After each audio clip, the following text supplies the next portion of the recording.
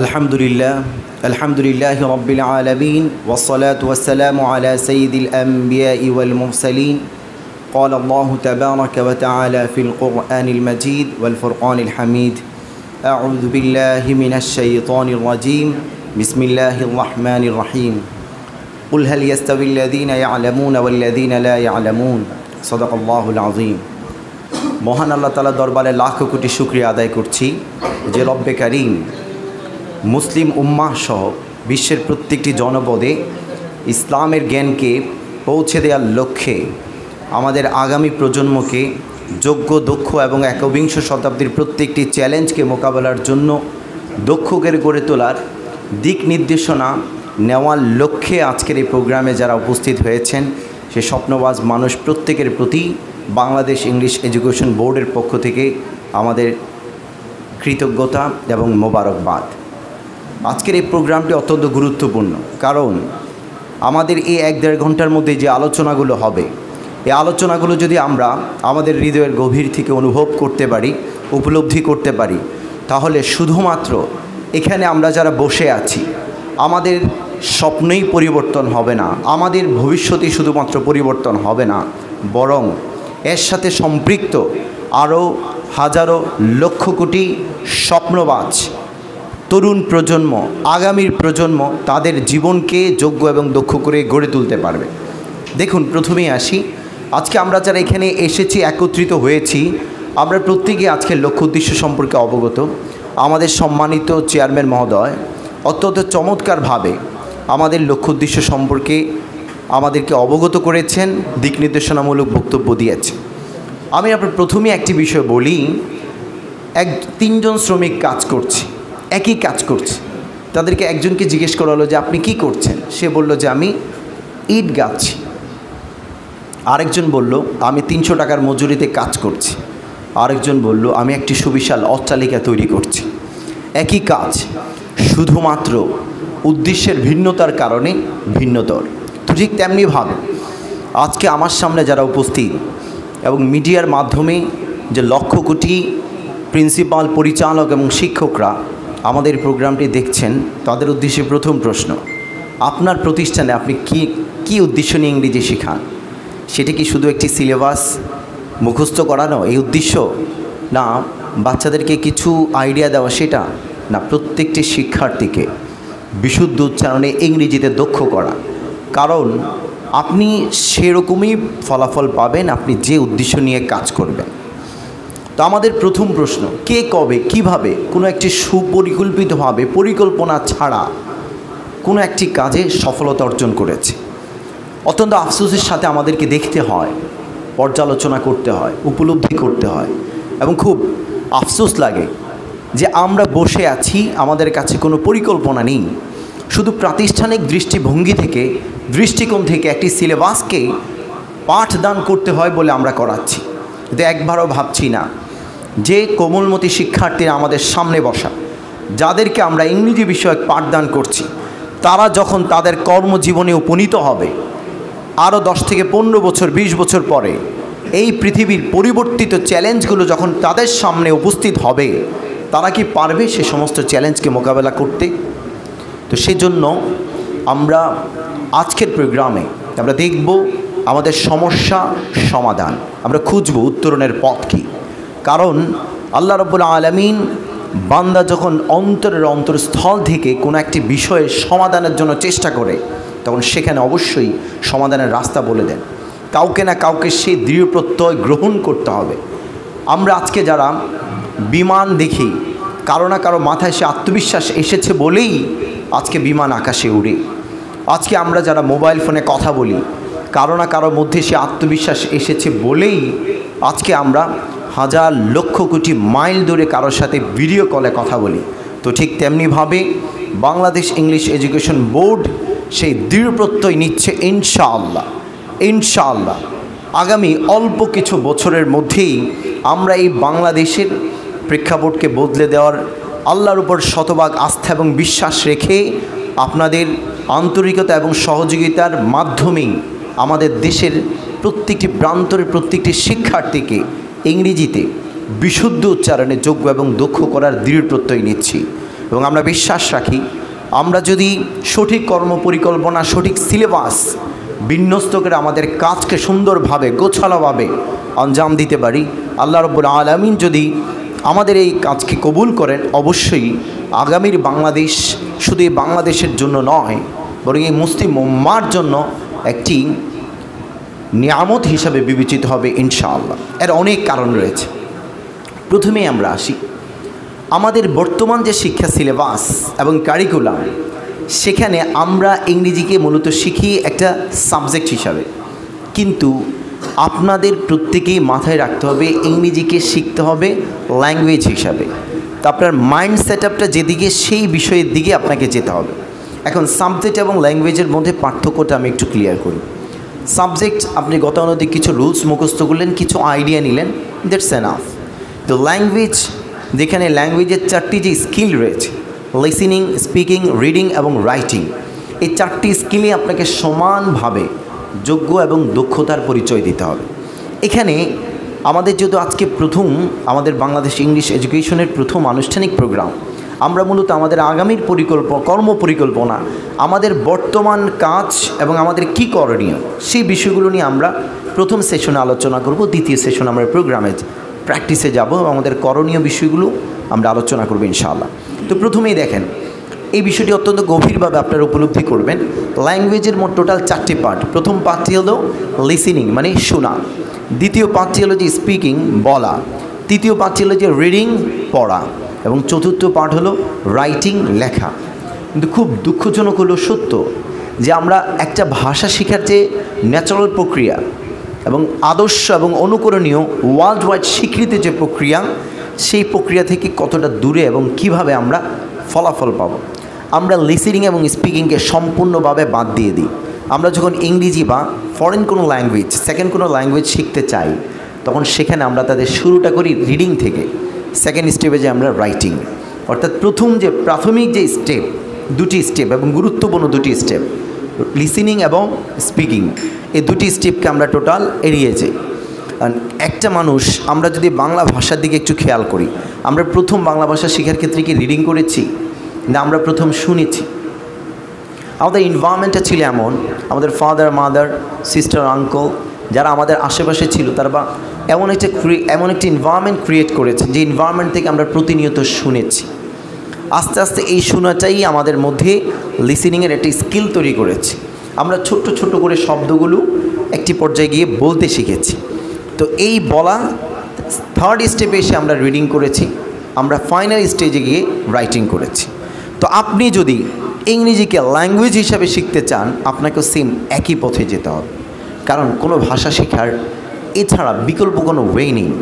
সুতরাং প্রাতিষ্ঠানিকভাবে আমাদের প্রতিষ্ঠানগুলো যতক্ষণ না পর্যন্ত এই 4টি স্কিলে তাদের এই ইংলিশ শেখাটাকে নিয়ে আসতে না পারবে, সুন্দর একটি পরিবেশ ক্রিয়েট করতে না পারবে, ততক্ষণ পর্যন্ত তারা কখনোই বাস্তবিক রেজাল্ট তারা পাবে না। আর একটি বিষয় আপনাদেরকে মাথায় রাখতে হবে, ইংরেজিটা এখন ইংরেজদের ভাষা না, এটা ইন্টারন্যাশনাল ল্যাঙ্গুয়েজ। পৃথিবীর, আমি এখান থেকে বলে দিতে পারবো, আমরা ইংরেজি নিয়ে কাজ করছি বলছি বিদা না, পৃথিবীর এমন একটা পেশা দেখান যে পেশায় ইংরেজিকে পাশ কাটিয়ে কোনো একজন ব্যক্তি এই 21st সেঞ্চুরিতে সফল হতে পারবে। দেখাতে পারবেন কোনো পেশা? কোনো একটা পেশা নেই। এবং সবচেয়ে গুরুত্বপূর্ণ যে কারণে আমরা ইংরেজি শিখব, সেটা হলো এটা, আমরা যা করছি, আমরা যা অর্জন করছি, কেন অর্জন করছি? নিজেদের জন্য না, পুরো মুসলিম বিশ্বসহ পুরো উম্মার মধ্যে যেন আমরা ইসলামের অমীয় বাণীকে পৌঁছে দিতে পারি। তা আপনি পৌঁছে দিবেন কিভাবে? পৌঁছে দেওয়ার মাধ্যম হচ্ছে মুখের ভাষা। এবং আল্লাহ তাআলা আমাদেরকে যত নিয়ামত দিয়েছেন, তার মধ্যে সবচেয়ে অন্যতম গুরুত্বপূর্ণ একটা নিয়ামত হচ্ছে মুখের ভাষা। তো আমরা যে জ্ঞান অর্জন করছি, ধরলাম বাংলাদেশে 18 কোটি মানুষ বাস করে, কিন্তু আপনি যে ইলম অর্জন করছেন সুন্দর একটি অনুকূল পরিবেশে, যে প্রতিকূল পরিবেশে যে সমস্ত মুসলিম উম্মাহ রয়েছে, আরও যে সমস্ত কোটি কোটি মানুষ ইসলামের বাণী শোনার জন্য অধীর আগ্রহে অপেক্ষমান, তাদের কাছে আপনি বাণীগুলো পৌঁছে দিবেন কীভাবে? আল্লামা তাকি উসমানী দামাত বারাকাতুহুল আলিয়া তিনি তার ব্রাজিল সফরনামায় লিখেছেন যে আমি ইউরোপ সফর করে দেখেছি, ইউরোপের মাটি ইসলামের জন্য এতটাই উর্বর যে যদি সঠিকভাবে সঠিক দায়ীরা যদি এখানে এসে ইসলামকে সুন্দরভাবে উপস্থাপন করতে পারে, তাহলে আমি দৃঢ়তার সাথে বলতে পারি প্রতি 10 জনের মধ্যে 5 জন ব্যক্তি ইসলাম গ্রহণ করবে। কিন্তু আফসোসের বিষয় হলো এটা, এখানে যারা ইসলামের কাজ করছেন তারা যদিও শিক্ষিত ব্যক্তি, কিন্তু ইসলামের গভীর জ্ঞান না থাকার কারণে ইসলামের প্রচার প্রসার যথাযথভাবে হচ্ছে। সেকেন্ড যে পয়েন্টটি, একটি বিষয়, আপনারা সবাই বাজার থেকে গোশত কিনে নিয়ে আসলেন, তো আপনি রান্না করার টেকনিক জানেন না। আপনাকে যদি আমি দামে গোশত দেই, দামে মশলা দেই, ভালো চুলা দেই, আপনি কি গোশত স্বাদ করতে পারবেন? তো ঠিক তেমনিভাবে একটি প্রতিষ্ঠানের যদি কমপ্লিট তারা একটা লেভেলে আসতে চায়, তাহলে তাদের প্রথম দায়িত্ব এবং কর্তব্য হচ্ছে ওই প্রতিষ্ঠানের যে সমস্ত শিক্ষকরা ইংরেজি বিষয়ে পাঠদান করেন তাদের প্রত্যেককেই ইংরেজিতে যোগ্য এবং দক্ষ হওয়া। কারণ ধরেন আপনি একটা কাগজ থেকে কোনো একটা বিষয় কপি করবেন, এখন ওই কাগজের মধ্যে যদি কোনো বিষয়ে অস্পষ্টতা থাকে, ফটোকপি মেশিন যতই ভালো হোক, এর চেয়ে কি ভালো কিছু বের হবে? তো ঠিক তেমনিভাবে একজন শিক্ষক যতক্ষণ না ইংরেজিতে অনর্গলভাবে কথা বলতে পারবে, বিশুদ্ধ উচ্চারণে কথা বলতে পারবে, ততক্ষণ পর্যন্ত ওই প্রতিষ্ঠানের পক্ষে বা ওই শিক্ষার্থীদের পক্ষে ইংরেজিতে বিশুদ্ধভাবে কথা বলা সম্ভব নয়। তা আমি অত্যন্ত বিনয়ের সাথে প্রত্যেক শিক্ষক এবং প্রিন্সিপালের কাছে অনুরোধ করব, দেখুন পৃথিবীতে ইউনিভার্সিটি অফ আফ্রিকার দেয়ালের মধ্যে খুব চমৎকারভাবে বিষয়টা লেখা আছে যে আপনি যদি কোনো একটা জাতিকে ধ্বংস করতে চান, তাহলে তাদের পরীক্ষার হলের মধ্যে নকল সাপ্লাই দেন। তাহলে ওই পরীক্ষা দিয়ে যারা বের হবে, সে সমস্ত ইঞ্জিনিয়াররা যে সমস্ত বিল্ডিংয়ের ডিজাইন করবে, বিল্ডিংগুলো ধসে পড়বে। যে সমস্ত ডাক্তার বের হবে, তারা যখন চিকিৎসা করবে রুগী, এমনিতেই মারা যাবে। ওই জাতিকে ধ্বংস করার জন্য জল কামান নিয়ে আক্রমণ করার প্রয়োজন নেই। তো আমাদের শিক্ষা ব্যবস্থা নিয়ে যেই শিক্ষা ব্যবস্থা হওয়ার কথা ছিল আনন্দময়, ভাষা শেখাটা একটা আনন্দের বিষয়, তো সেটাকে আমরা বিভিন্ন কাল্পনিক রূপকল্প দিয়ে, রুলস গ্রামার ইত্যাদি দিয়ে বাচ্চাদেরকে শেখানোর কারণে আমাদের বাচ্চারা এই বিষয়গুলো একটা ভীতিকর পরিস্থিতির দিকে চলে যায়। তো সেজন্য প্রথম দায়িত্ব এবং কর্তব্য হচ্ছে আমাদের শিক্ষকদেরকে এই বিষয়ে যথাযথ জ্ঞান অর্জন করা। তো আমাদের চেয়ারম্যান মহোদয় অত্যন্ত চমৎকারভাবে বলেছেন, যুগের পরিবর্তনের সাথে প্রত্যেকটি বিষয় পরিবর্তিত হয়। তা আমরা প্রত্যেকের কাছে অনুরোধ করব, আপনি আপনার প্রয়োজনে না, কারণ আপনি যদি কোনো একটা শব্দ ভুল করেন তাহলে এই ভুলটা প্রজন্ম থেকে প্রজন্ম বয়ে বেড়াবে। জন্য একটা শিক্ষক তাকে অনেক বেশি সচেতন হতে হবে, একজন শিক্ষক তাকে অনেক বেশি দায়িত্বর পরিচয় দিতে হবে, তাকে অনেক বেশি দায়িত্বশীল হতে হবে।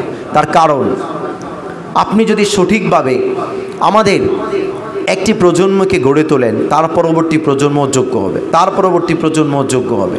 এবং আমরা স্বপ্ন দেখি যে আমাদের ইসলামিক যে কনসেপ্ট, তার আদলে আমরা আমাদের যে সিলেবাসকে তৈরি করছি, এর সাথে জেনারেল কনসেপ্ট যদি আমরা একত্রিত করে সমন্বয় করতে পারি, তাহলে আমাদের এই প্রতিষ্ঠানগুলো থেকে যে সমস্ত শিক্ষার্থীরা বের হবে, তারা এই পৃথিবীকে ভালো কিছু দিতে পারবে।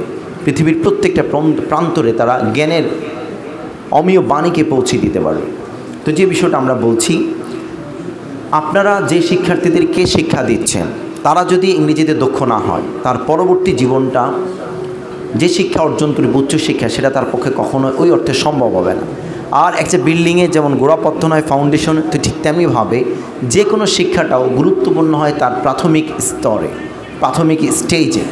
সুতরাং আমরা শিক্ষার্থীদেরকে নিয়ে কাজ করছি, এই কাজ করার ক্ষেত্রেও আমাদেরকে অত্যন্ত সতর্কতার পরিচয় দিতে হবে এবং আমাদেরকে খেয়াল করতে হবে, যদি আমাদের শিক্ষার্থীরা 6 থেকে 12 বছর বয়সের মধ্যে, আবারও বলছি 6 থেকে 12 বছর বয়স, বা আমরা বর্তমানে 5 থেকে ধরতে পারি, শুধুমাত্র আপনারা দুইটা বিষয় কল্পনা করেন। একজন শিক্ষার্থী যে 5 বছর বয়সে আমাদের কাছে আসে, যদি আমরা তাদেরকে এমন একটা পরিবেশ দিতে পারি যে পরিবেশে সবাই অল্প অল্প করে তার সাথে কথা বলে, প্রত্যেকটা মুহূর্তে তার প্রয়োজনীয় কথাগুলো সে ইংরেজিতে শুনে বলে, এই ছেলেটা একাডেমিক লেভেলে আমাদের কাছে 5 থেকে 7 বছর থাকে। আমরা ধরলাম নুরানি, নাজারা, হিফস, সর্বোচ্চ সে 6 থেকে 7 বছর আমাদের কাছে থাকে।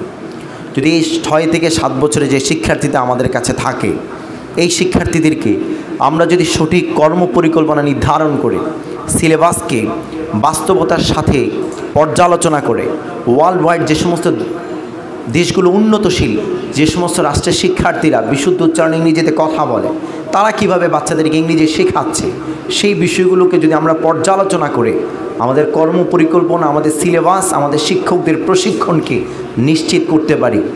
আপনারা শুধু চোখ বন্ধ করে এতটুকু কল্পনা করেন যে আমাদের 11 থেকে 12 বছরের একজন শিক্ষার্থী যে একদিক থেকে কোরআনের হাফেজ, সে অন্য দিক থেকে ব্রিটিশ অ্যাকসেন্টে অনর্গল ইংরেজিতে কথা বলতে পারে, এই শিক্ষার্থীর সামনে দাঁড়ানোর হিম্মত পৃথিবীর কোন শিক্ষা ব্যবস্থা দিতে পারবে?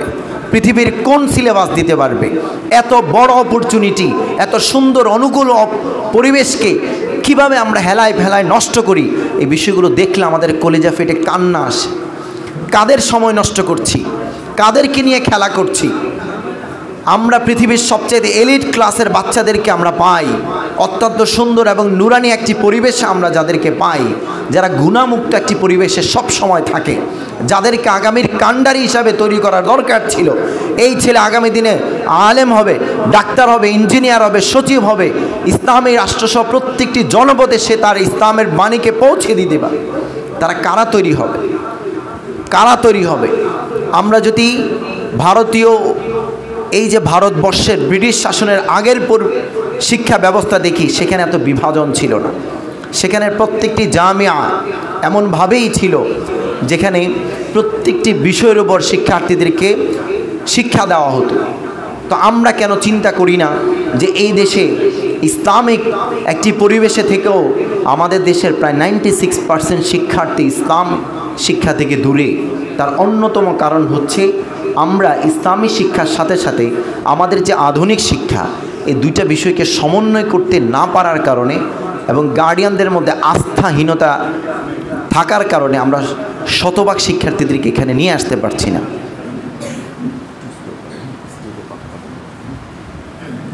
তো দেখুন, আমাদের এই দেশ অত্যন্ত উর্বর একটি দেশ।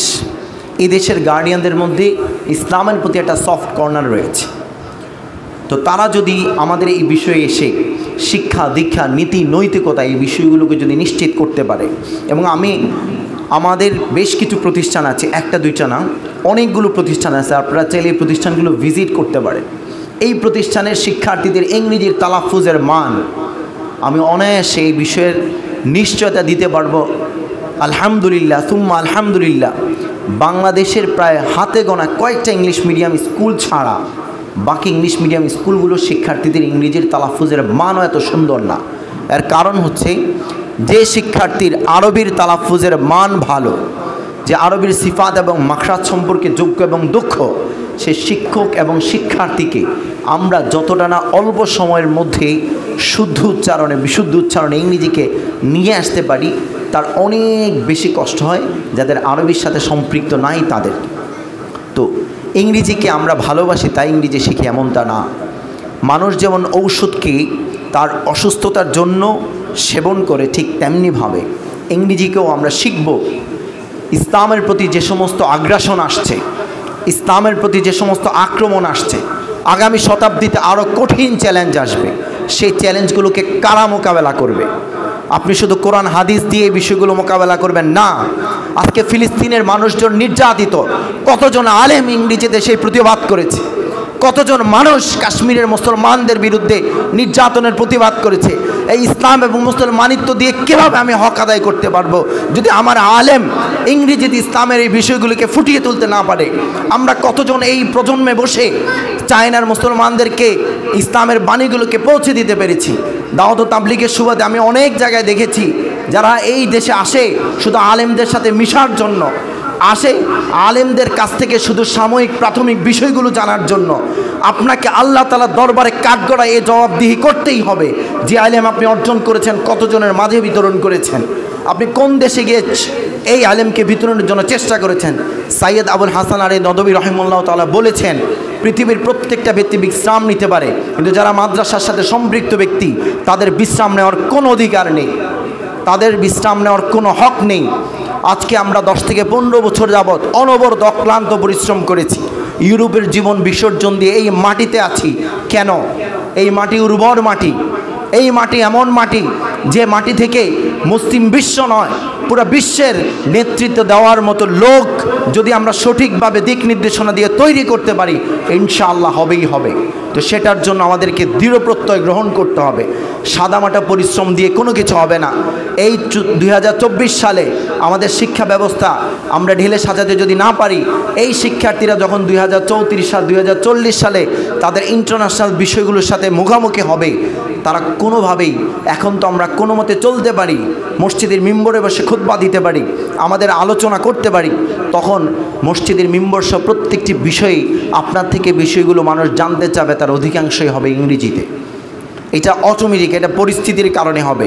10 বছর আগেও আমরা কল্পনা করিনি এমন কোনো পরিস্থিতি আসবে। 2007 সালের আগের পৃথিবী, 2007 সালের পরবর্তীতে পৃথিবী অনেক পরিবর্তন। 2007 সালে যখন ফোন অ্যান্ড্রয়েড সেট আসে, তার আগের পরিস্থিতি আর এই পরিস্থিতি এক মিলানে হবে না।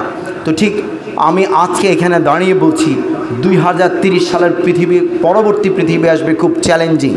আমরা যারা ইসলামের শিক্ষার সাথে সম্পৃক্ত, আমাদের শিক্ষার্থীদেরকে যদি আমরা বহুমুখী প্রতিভার সাথে, যোগ্যতা এবং দক্ষতার সাথে সমন্বয় করে তাদেরকে তৈরি করতে পারি, তাহলে আগামীর বিশ্ব হবে ইসলামের বিশ্ব ইনশাআল্লাহ। আগামীর বিশ্বের প্রত্যেকটি জনপদে আমরা এই বিষয়গুলোকে তৈরি করে দিতে পারব। আমাদের খুব আফসোস লাগে, একটা বিষয় মাথায় রাখুন, সিলেবাস খুব গুরুত্বপূর্ণ একটা বিষয়। সিলেবাস খুব বিষাক্ত একটা জিনিস। আবারও বলছি কথাটা, সিলেবাস খুব গুরুত্বপূর্ণ একটা জিনিস, আবার সিলেবাস খুব বিষাক্ত একটা জিনিস। একটা জাতি কোন পথে হাঁটবে, একটা জাতি আগামীতে কোন পথে হাঁটবে, এটা নির্ভর করে তার সিলেবাসের উপর। আপনি হাজারো ওয়াজ মাহফিল ইত্যাদি করে বিভিন্ন কিছু বলতে পারবেন, কিন্তু যে শিক্ষা কাঠামোতে, যে সিলেবাসের মাধ্যমে আমরা আমাদের কোমলমতি সন্তানদেরকে শিক্ষা দিব, দীক্ষা দিব, সেই সিলেবাসে কি দিব, সেই টপিকসগুলো কোথা থেকে আসবে, সেখানে আমাদের কি হবে, সেই বিষয়গুলো যদি আমরা সুন্দরভাবে গুছিয়ে উপস্থাপন করতে না পারি, তাদের কোমলমতি অন্তরে না দিতে পারি, কবে তারা শিখবে? আমাদের আকাবিরিনদের সম্পর্কে তারা কবে শিখবে? সেজন্যই আমরা স্বপ্ন দেখি প্লে থেকে 5 পর্যন্ত যেই সময়টা তাদের গোড়াপত্তনের সময়, যেই সময়টা তাদের কচি মনে আগামীর স্বপ্ন বোঝার সময়, সে সময়টায় যেন তারা আমাদের আকাবিরিন সম্পর্কে জানতে পারে, রাসূলের সিরাত সম্পর্কে জানতে পারে, আল্লাহর অস্তিত্ব সম্পর্কে জানতে পারে। কিন্তু ইংরেজি শেখানোর নাম করে, আজকে আমি ইংলিশে অনার্স এবং মাস্টার্স সম্পূর্ণ করেছি আলহামদুলিল্লাহ, সেই অভিজ্ঞতা থেকে বলছি। আজকে ইংলিশ মিডিয়ামের নামে আমরা আমাদের গায়ে স্রোতে ঘা ভাসাচ্ছি। পৃথিবীর উন্নতিশীল অনেক দেশে অনেক ইসলামিক স্কলার, তারা বিভিন্ন ধরনের ইংলিশ মিডিয়াম স্কুলগুলো করছেন, ইসলামিক স্কুল। মদ যদি আপনি মসজিদে খান, মদ হারাম না, হালাল হবে না, হারামে হারাম। অতএব ইংলিশ মিডিয়ামে যে শিক্ষা ব্যবস্থা, কারিকুলাম রাইটার, তাদের প্রায় অধিকাংশই নাস্তিক।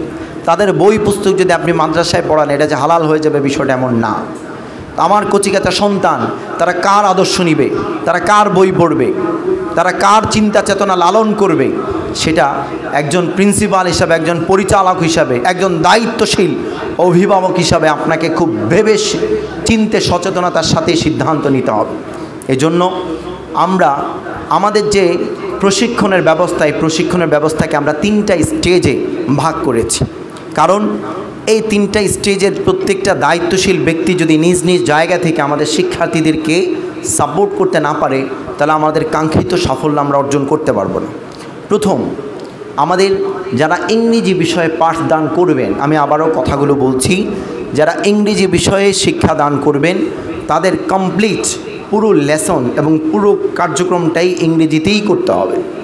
এবং সেটার জন্য আমরা অলরেডি বেশ কিছু প্রতিষ্ঠানে, আপনাদের কামরাঙ্গীরচরও আমাদের বেশ কিছু 2-1টি প্রতিষ্ঠান আছে যেখানে আমাদের টিচাররা ইংরেজিতে তাদের পুরো কার্যক্রম এবং ক্লাসগুলো পরিচালনা করে থাকে।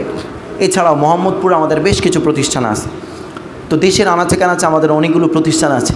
আমরা আপনাদের কাছে বিনীতভাবে অনুরোধ করবো, আপনারা চাইলে এই প্রতিষ্ঠানগুলো ভিজিট করতে পারেন। তো আমাদের প্রথম পরিকল্পনা, যারা ইংরেজি বিষয়ে পাঠদান করবেন তাদেরকে কমপ্লিটলি পরিপূর্ণভাবে বিশুদ্ধ উচ্চারণে ইংরেজিতে দক্ষ হতে হবে, না হওয়ার কোনো সুযোগ নেই। কারণ আপনি যেমন কমপ্লিট ডাক্তার না হয়ে আপনি যদি ডাক্তারি করেন, তাহলে আপনার কাছে যারা চিকিৎসা নেবে তাদের মৃত্যুর সম্ভাবনা অনেক বেশি এবং তার রোগ বৃদ্ধির সম্ভাবনা অনেক বেশি। তো ঠিক তেমনিভাবে আপনি ইংরেজি পাঠদান করাবেন, আপনাকে প্রথমে ইংরেজিতে বিশুদ্ধ উচ্চারণে দক্ষ হতে হবে এবং সেটার জন্য আমাদের কমপ্লিট পরিকল্পনা আলহামদুলিল্লাহ নেওয়া আছে। দ্বিতীয় সেকেন্ড বিষয়, যারা ইংরেজি পাঠদান করাবেন না কিন্তু শিক্ষক, যেহেতু আমাদের জন্য অত্যন্ত অনেক বড় একটা অপরচুনিটি এবং সুযোগ এটা যে আমাদের শিক্ষার্থীরা 24 ঘন্টায় মাদ্রাসায় থাকে, তো এইটা আমাদের জন্য অনেক বড় একটা সুযোগ এবং ভাষা অর্জন করার জন্য, ভাষা শিক্ষা করার জন্য এটা সহায়ক একটা বিষয় যে পরিবেশ পাওয়া, যে এনভায়রনমেন্টে প্রত্যেকটা ব্যক্তি তার সাথে কথা বলবে। তো সেই জন্য যে সমস্ত শিক্ষকরা ইংরেজি পড়াবেন না বা জেনারেল বিষয়গুলো পড়াবেন না, তাদের জন্য সহজভাবে সারা দিনে একটা বাচ্চার সাথে 24 ঘন্টায় হিফজ পড়ান, নাজারা পড়ান, নুরানি পড়ান, সেই বিষয়গুলো পড়ানোর ক্ষেত্রে আপনাকে যে কথাগুলো তার সাথে বলতে হয়, সেই কথাগুলো বলার জন্য যে বিষয়গুলো প্রয়োজন সেগুলোকে আমরা কমপ্লিটলি রেডি করেছি। Second option. তৃতীয়, আপনি প্রিন্সিপাল বা পরিচালক, আপনাকে অফিসে গার্ডিয়ানদের সাথে, শিক্ষার্থীদের সাথে, শিক্ষকদের সাথে যে কথাগুলো বলতে হয় সেটার জন্য আমাদের কমপ্লিট একটি পরিকল্পনা সাজানো আছে। আমি আবারও বলছি 3টি বিষয়। একটি হলো যে যারা ইংরেজি পড়াবেন তাদের জন্য পরিপূর্ণভাবেই যোগ্যতা এবং দক্ষতা অর্জন করতে হবে, এখানে কোনো ছাড় নেই, কোনো সুযোগ নেই। দ্বিতীয়, যারা ইংরেজি পড়াবেন না কিন্তু সাধারণ শিক্ষক, 24 ঘন্টা আপনি শিক্ষার্থীদের সাথে কথা বলবেন, তার জন্য আমাদের সেকেন্ড স্টেপ। তৃতীয়, যারা পরিচালক, তাদের জন্য আমাদের এক্সক্লুসিভ পরিচালক হিসাবে যে কথাগুলো ক্যাম্পাসে বা মাদ্রাসায় বলতে হয় সে কথাগুলোর জন্য কমপ্লিটলি তিনি বলতে পারেন, সেটার জন্য আমাদের স্বতন্ত্র ট্রেনিংয়ের ব্যবস্থা আছে। এবং তিনটার জন্যই আমাদের ইন্ডিভিজুয়াল ট্রেনিং সেশন রয়েছে, ইন্ডিভিজুয়াল বই রয়েছে, ইন্ডিভিজুয়াল ম্যাটেরিয়ালস রয়েছে। কারণ আমরা যদি এই 3টা বিষয়কে ইনশিওর করতে পারি তাহলে একটা বাচ্চা যিনি ইংরেজি শেখাবেন তার থেকে সে ইংরেজি শিখছে, যিনি সাধারণ শিক্ষা দিচ্ছেন বা আরবি সাবজেক্টগুলো শেখাচ্ছেন তার কাছ থেকেও সে ইংরেজি শিখছে, প্রিন্সিপালের সাথে যখন কথা বলবেন তার থেকেও তিনি ইংরেজি শিখছেন। তাহলে এই পরিবেশটা শুনতে শুনতে বলতে বলতেই তার জন্য খুব সহজে ইংরেজি শেখাটা হয়ে যাবে। এবং এইটার জন্য আমরা কমপ্লিট একটা বই নিয়ে এসেছি, ইব্রাহিমস নেসেসারি কনভারসেশন।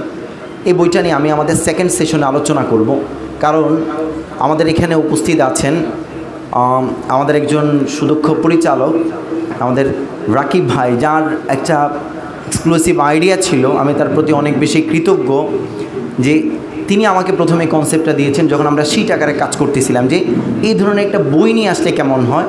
তো সেই বইটা পরিকল্পনা করার ক্ষেত্রে, প্রণয়নের ক্ষেত্রে আমরা ইংল্যান্ড, অস্ট্রেলিয়াতে, কানাডাতে যে সমস্ত ইংরেজি ভাষাভাষী রাষ্ট্রগুলো রয়েছে তারা তাদের জীবনযাত্রার যে বিষয়গুলো বর্তমানে ব্যবহার করছে সেই বাক্যগুলোকে দিয়ে আমরা সিচুয়েশনালি একটা বই নিয়ে আসছি। এখানে 2 থেকে 250 বাক্য। তো আমরা যেহেতু একটু আন্তরিকতা এবং আগ্রহ দিয়ে এই বিষয়গুলোকে অর্জন করতে পারি, কারণ দেখুন আপনি বুক অর্থ বই শেখাচ্ছেন, এটা তো তর্জমা হচ্ছে। তো যখন একটা ব্যক্তি বলবে book, please give me the book, সে যখন দেখবে 1 দিন, 2 দিন, 3 দিন, 4 দিন, 5 দিন, সে অটোমেটিক কথাটা বলতে পারবে। যেন ভাষাটা আসলে ট্রান্সলেশন করে আসে না, ভাষা যখন তার চারপাশে যারা আছে প্রত্যেকের কাছ থেকে যে যখন শুনতে থাকবে, বুঝতে থাকবে, বলতে থাকবে, আস্তে আস্তে অটোমেটিক্যালি তার ভাষাটা ন্যাচারালি চলে আসবে। এখন আপনাদের মনে অনেক ধরনের প্রশ্ন থাকতে পারে, আমরা তো ইংরেজি জানি না। আমাদের যে পরিকল্পনা বা আমাদের যে ট্রেনিং সেশনগুলো, সেই ট্রেনিং সেশনে 3টা সেশনকে আমরা আলাদা করেছি এই কারণে, যারা ইংরেজি বিষয়গুলো পড়ান একাডেমিক্যালি তাদের কিছু আলহামদুলিল্লাহ পর্যাপ্ত জ্ঞান থাকে, কিন্তু তারা হয়তো ইংরেজিতে অনর্গল কথা বলতে পারেন না। এই জন্য তাদের বিষয়টাকে আমরা কমপ্লিটলি সেপারেট করে ইন্ডিভিজুয়ালি প্ল্যানিং করেছি, যেন খুব অল্প সময়ে তারা ক্লাস যেভাবে পরিচালনা করবেন সেই কেন্দ্রিক যে বিষয়গুলো প্রয়োজন, প্রত্যেকটি লেসন ধরে ধরে তারা প্রথম কীভাবে ভোকাবুলারিগুলো কীভাবে শেখাবেন, স্ট্রাকচারগুলো কীভাবে শেখাবেন, প্র্যাকটিসগুলো কীভাবে করাবেন, যেন প্রথম দায়িত্বটা তার উপর। এর পাশাপাশি যারা সাধারণ শিক্ষক 24 ঘন্টা শিক্ষার্থীদের সাথে কথা বলবেন তাদের বিষয়গুলোকে আমরা ইন্ডিভিজুয়াল করেছি। প্রিন্সিপালদের জন্য, শুধু প্রিন্সিপালদের জন্য আমরা আলাদা ইন্ডিভিজুয়াল ট্রেনিং সেশনের ব্যবস্থা করেছি। তো আমরা আশা করব যে আপনারা যেই যে অবস্থানে আছেন প্রত্যেকটি অবস্থান থেকে আমাদের এই বিষয়ে দিয়ে আমাদেরকে সার্বিক সহযোগিতা করবেন।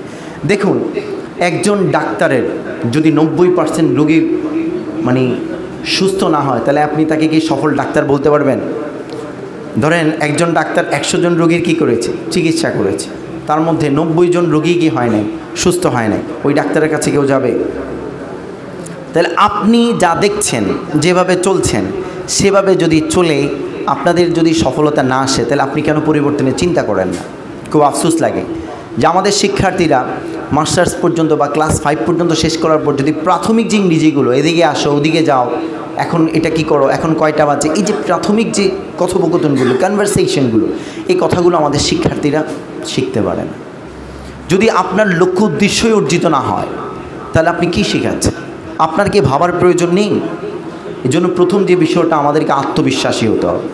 নেগেটিভ মাইন্ডসেট এবং দুর্বল মানসিকতা পরিহার করে আপনি এই দাঁড়ানোর সুযোগ নেই যে আমার প্রতিষ্ঠানটা ছোট। আমরা একটা ছোট থেকে ছোট প্রতিষ্ঠান, যাদের 5 জন ছাত্র আছে তাদেরকেও যে নজরে দেখি, যাদের 5000 শিক্ষার্থী আছে তাদেরকেও একই নজরে দেখি। আলহামদুলিল্লাহ গত 10 থেকে 12 বছরে এমন কোনো প্রতিষ্ঠান বলতে পারবে না যে আমার প্রতিষ্ঠান ছোট হওয়ার কারণে আমাদের দাওয়াতে আমাকে পান নাই, এমন কোনো প্রতিষ্ঠান বলতে পারবেন। রাত দিন অক্লান্ত মেহনত করছি, পরিশ্রম করছি যে আমাদের স্বপ্নবাজ আগামী প্রজন্ম যেন আগামীর জন্য তৈরি হয়। তো আমরা বিশ্বাস করি আমাদের যে মেধা, মানসিকতা, পরিশ্রম, সেটআপ, পরিকল্পনা, সেগুলোকে যদি আমি আবারও বলছি, আমরা সিলেবাসকে সুবিন্যস্তভাবে সাজাতে চাই। একটা প্রতিষ্ঠান যখন আমাদের সিলেবাসে আসতে চায়, আমরা তাদেরকে সরাসরি সিলেবাস দেই না।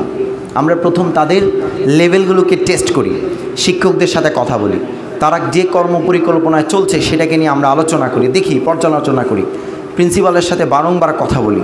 আমরা ওই প্রতিষ্ঠানের ক্যাম্পাসে গিয়ে প্রত্যেকটা শিক্ষার্থীর আলাদা ইন্টারভিউ নিই, যেন তাদের লেভেল জাজ করে তাদের অনুযায়ী আমরা সিলেবাসকে দিতে পারি। এই মুহূর্তে তাদের জন্য কি করলে ভালো হবে? একজন যোগ্য এবং দক্ষ ডাক্তার কখনো এইভাবে ট্রিটমেন্ট করে না যে আমি চিকিৎসা করছি, জ্বরের জন্য যারা আসবে তাদের সবাইকে নাপা এক্সট্রা বা প্যারাসিটামল দিয়ে দিবে। বরং তিনি জাজ করতে চান, বুঝতে চান, টেস্ট করে তার রোগটাকে আইডেন্টিফাই করতে চান, দেন তারপরে ট্রিটমেন্ট দেন।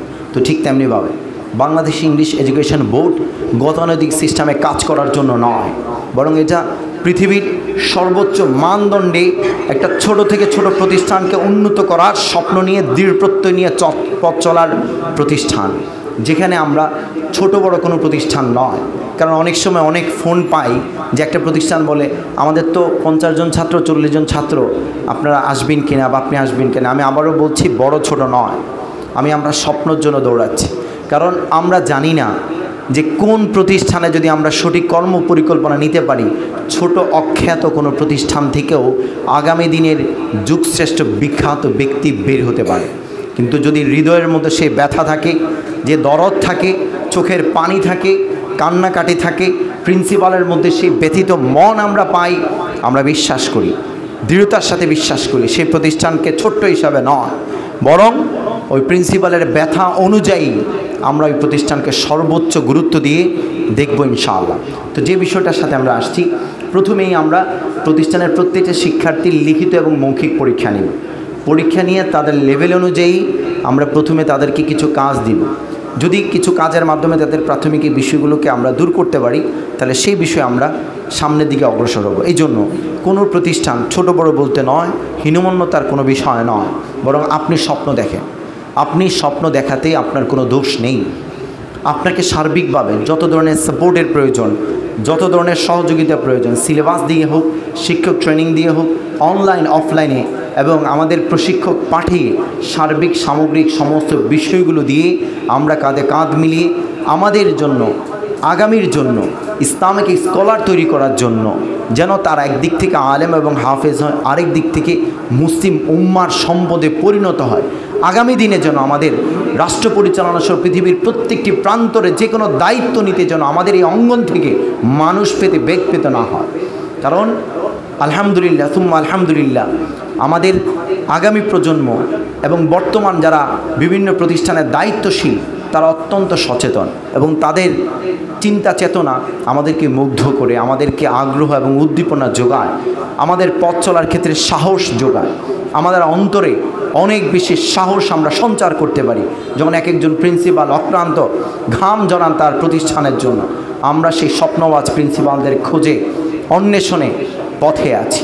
আমরা অপেক্ষমান, আমরা সদা সর্বদা জাগ্রত। শুধু আমরা চাই আপনাদের একটু সহযোগিতা, আপনাদের একটু দাওয়াত, আমরা পৌঁছে যাব সঠিক সময়ে সার্বিক সকল সহযোগিতা নিয়ে ইনশাআল্লাহ। আমি আমাদের দ্বিতীয় সেশনে আমাদের কার্যপ্রণালী এবং আমাদের যে কিছু পদ্ধতি, যে পদ্ধতিতে আমরা প্রাথমিক লেভেলে এবং 3টি স্তরে কাজ করব, তার প্র্যাকটিস সেশনে চলে যাব ইনশাআল্লাহ। আমাদের প্রথম সেশনটি আমার আলোচনা এখানে শেষ করছি। আসসালামু আলাইকুম ওয়া রাহমাতুল্লাহি ওয়া বারাকাতুহু।